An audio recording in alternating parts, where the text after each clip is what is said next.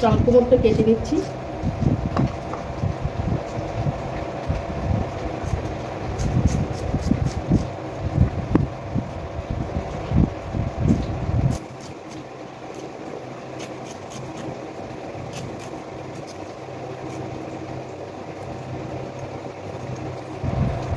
ভেবেছিলাম খুব সকালে উঠে রান্নাটা করে নেব, কিন্তু হলো না, দেরি হয়ে গেছে, 10টা বেজে গেছে।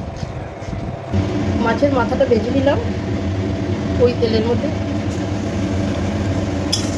কালো জিরে দিয়ে দিলাম, একটু কাঁচা লঙ্কা দিয়ে দিয়েছি। এবার চাল কুমড়োটা দিয়ে দিলাম,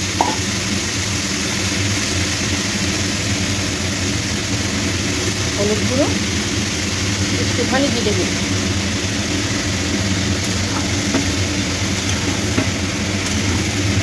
এবার নুনটা দিয়ে দেবো।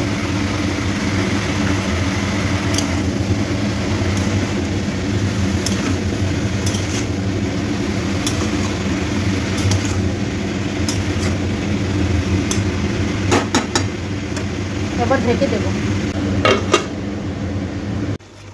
ঢাকনাটা খুললাম,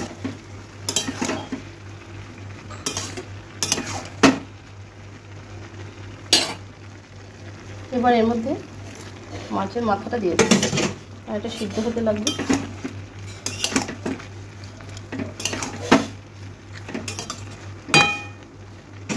এবার ঢেকে দেব।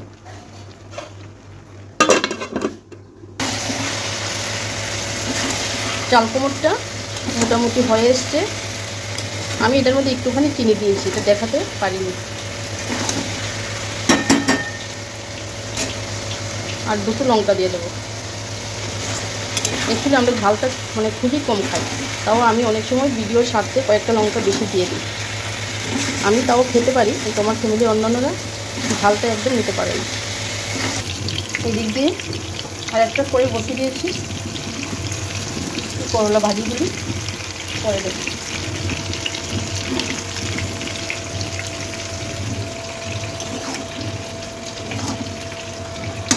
এদিক দিয়ে ছেলের জন্য ফ্রেঞ্চ ফ্রাই করব।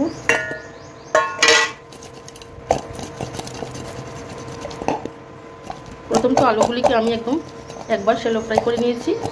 এবার এর মধ্যে গোলমরিচ গুঁড়ো আর অল্প গার্লিক, একটু কাশ্মীরি রেড চিলি দিয়ে মাখিয়ে নিলাম। এবার করে নেব।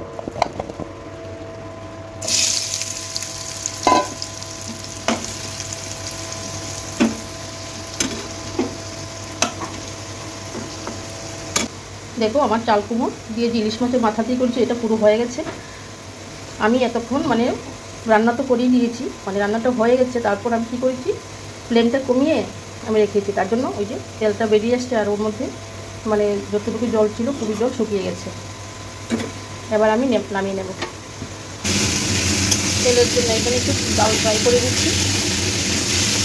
ও টক ডালটা খায় না, তাই ওর জন্য এরকমভাবে করছি। শুকনো লঙ্কাটাও পুরোনো দিয়ে দিই, একটু গার্লিক দিয়ে দিলাম।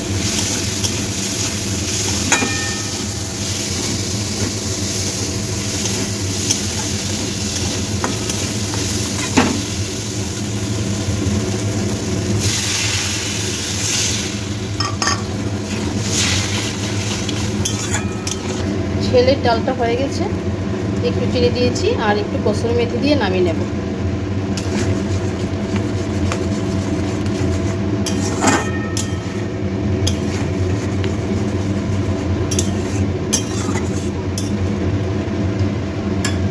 আজকের মতো রান্না শেষ।